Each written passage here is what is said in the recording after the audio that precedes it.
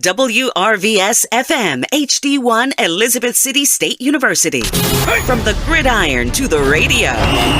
This is ECSU Football Insider, only on WRVS 89.9.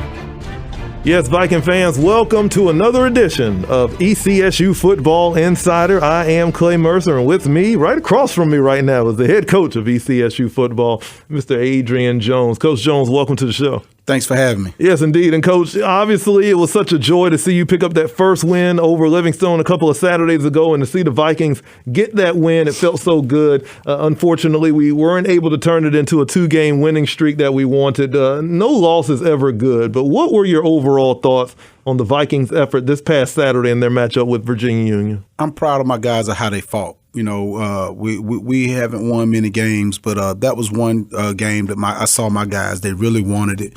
We're getting better each and every week, and that's what you can only ask for in a football and a new coaching staff. You know, learning our players and everything. But they really fought, and this shout out to my guys for being fighters, and that's what you're gonna see each and every week is a team that's gonna fight. Yeah. Well, I know the coaching staff and the team really prepared well for the game against Virginia Union. Does it feel as though the team has taken a step back now, or do you feel pretty good about the progress that's being made? Well, I think we haven't making good progressions, but I think that we can't just get up for the big teams and then play a team that's not ranked in the nation and play down to that level. We have to have that intensity each and every week, and that's something that we talked about this week is, finishing out the season, no matter what the team's record is and how good they are, we play our style of football. How difficult is that to get the team ready? I know sometimes you look for that big game, but how difficult is it to get the team up when they don't see that hashtag next to a number next to that team? Well, you have to look at the big picture. Everybody wants to be part of a winner. Last year they were 3-7. Our goal, we've had very lofty goals, but at the end of the day, we want to end up with a winning season.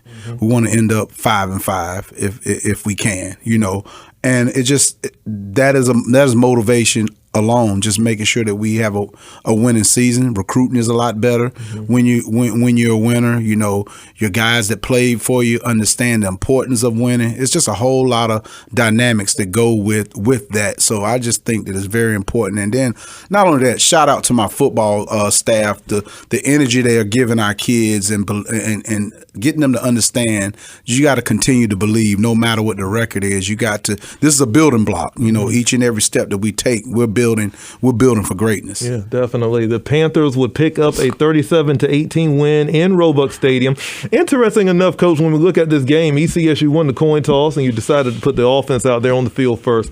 Usually I've seen you put the defense out there first. A little bit of a change of mentality. Talk a little bit about that change up and what went into that decision. Well, I thought that the last few weeks our offense had been the bright side of our team. I think Chris Perkins has done a good job of leading our team, and we just wanted to switch it up a little bit and see if we can get out there and rattle their defense and move the ball. Even if we didn't score, flipping the field and having a good feel for our defense to respond. Is that something that you feel like as the next few games come along that you may look at also to continue to put the offense out there first, or was this just give it a shot here and then we'll we might have to go back to what we usually do? Well, that's a great question. I'm that guy that I go with my gut. So whatever my gut is before the game, I'll talk it over with my coaching staff as well, and go with what I feel like is best for our football team. Yeah, I get that. You talked about the importance of being able to jump on teams early, but this time Virginia Union would get the first touchdown midway through the first quarter. When the opponent takes the lead first, what type of impact does that have, not only on the players, but really on the mentality and the thought process of the coaching staff? Well, as a coaching staff, we had to keep our guys together. We felt like we had a good game plan on both sides of the ball. And our response was after they scored, it's still a lot of time on the clock. We moved the ball pretty well. Let's go back to what we know best and respond to a good football team. the Vikings would respond with a long 14-play drive, and it felt like it took a while to get there to that end zone. But at the 14:42 mark of the second quarter, the Vikings were able to get into the end zone. Take us through that long drive and what worked well for us. Well, we talked about it early in the week that we wanted to manage the clock. We wanted to keep their offense off the field, give our defense some momentum by giving them some rest and our coaches be able to make adjustments. So our biggest thing was, you got a quarterback like Chris Perkins that can run and throw. I think we had a great game plan.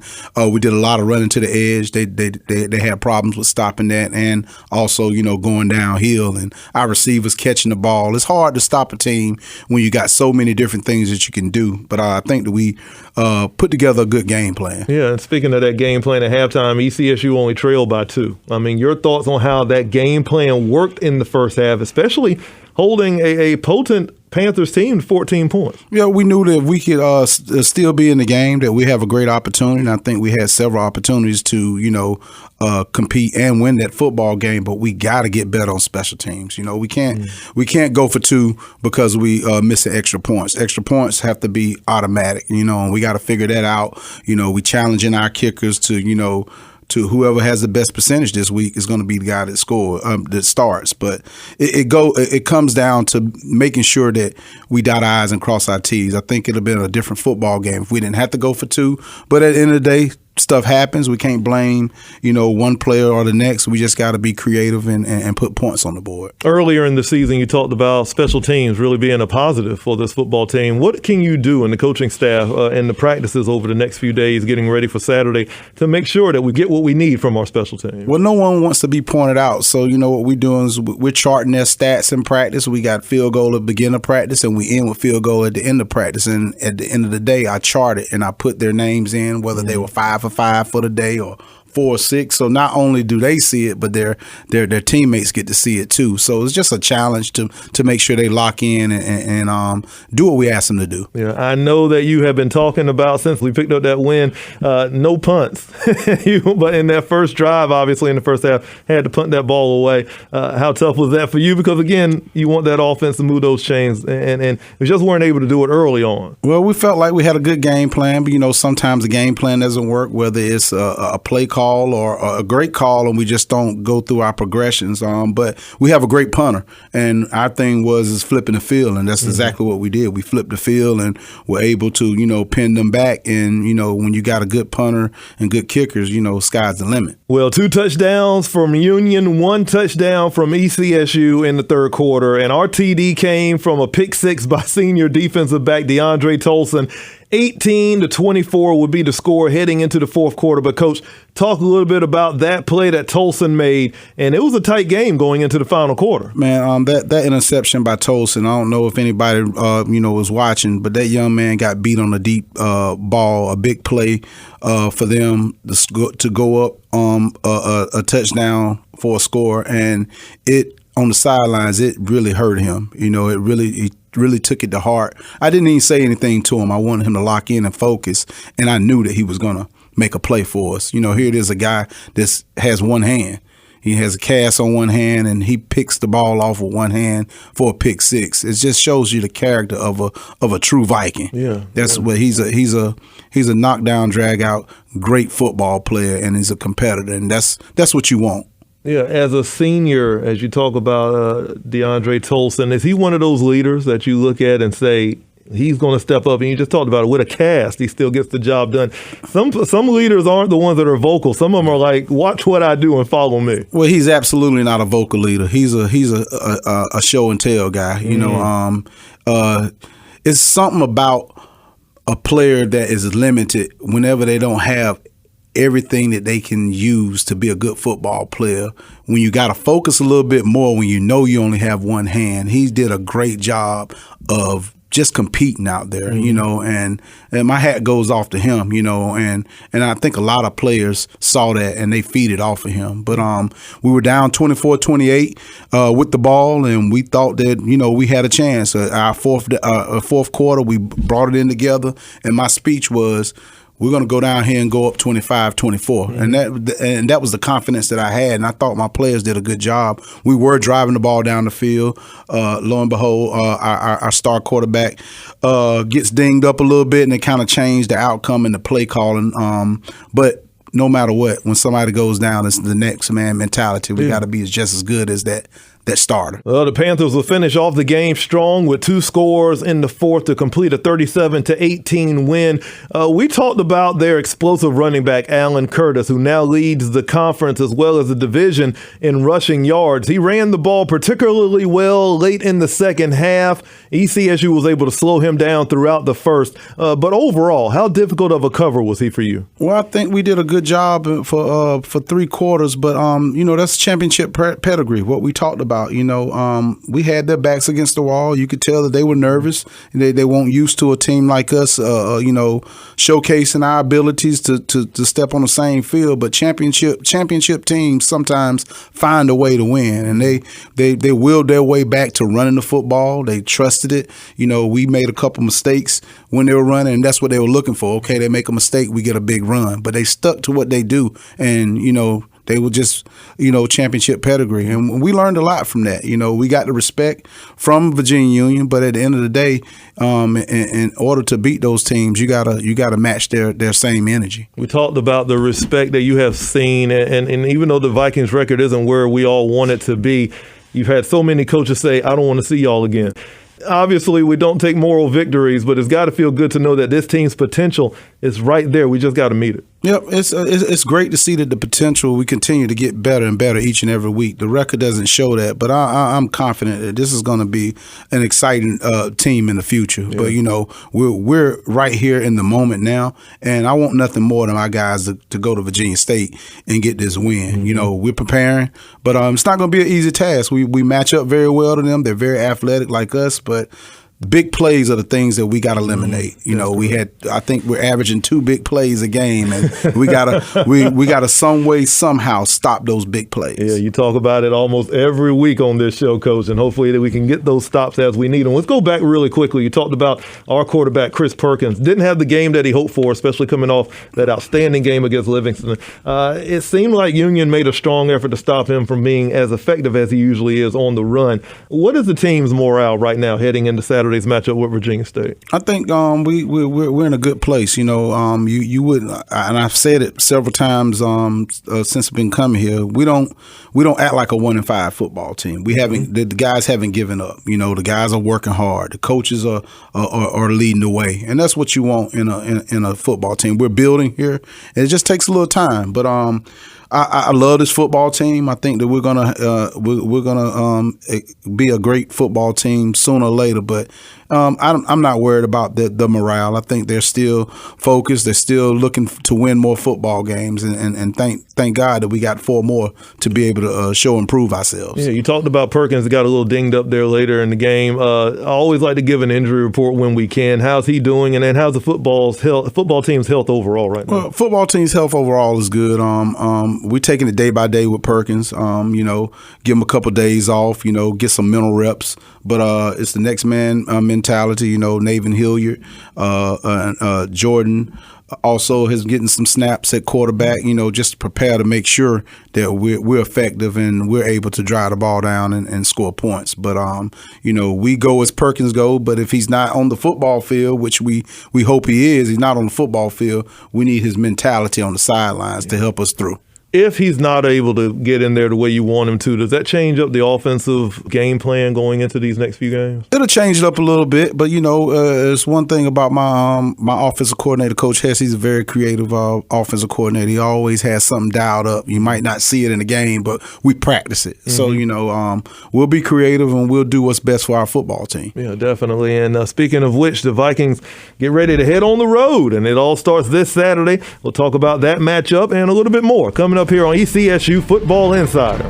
Get your tickets now for ECSU football online at ECSUVikings.com. You're ready to become a scholar. It's time for you to earn your bachelor's or master's degree. At Elizabeth City State University, we're proud of our strong academic programs. We offer 28 bachelor degrees and 4 master's degrees. ECSU also offers flexible online courses to help you achieve your goals.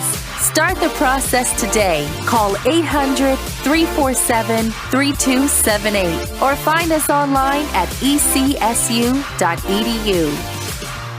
This is Rachel Martin with Morning Edition. If you're driving less these days and you've got a car you don't need anymore, consider donating it to support public radio. The donation could be worth hundreds of dollars in support for this station. Here's how to get started. Call 855-277-2346 or donate online at WRVS.careasy.org. Let's get back to ECSU Football Insider online at WRVS899.com.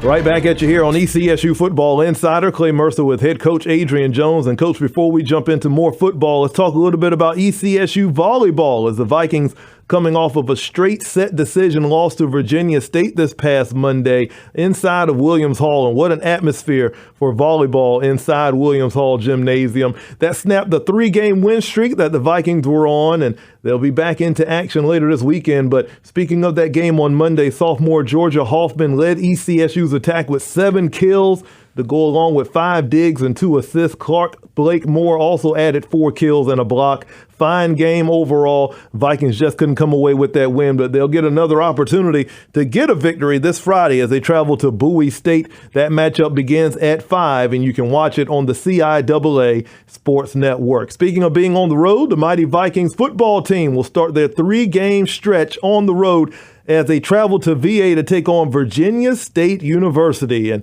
coming off that 28-21 win at Bowie State, big win for them, seem to be a team that does get things well on both sides of the football. They pass the ball well. They're averaging about 270 yards per game. Their quarterback, Rasan Matthews Jr., is similar to Perkins, as you talked a little bit just a few moments ago. And they have some athletic receivers, too. What else do we know about this Trojan team? Dr. Frazier always has a good football team, a very competitive football team. They remind me of Elizabeth City State University. So, like you said, several wide receivers that they can go to that's shifty. You know, one of my coaches realized that just about every wide receiver on their football team wears a single-digit number. So he said, usually when they got a single-digit number, they're probably a pretty good football player. So I was like, hey, you know what? You're absolutely right. But in defense, 4-2-5, we're familiar with that.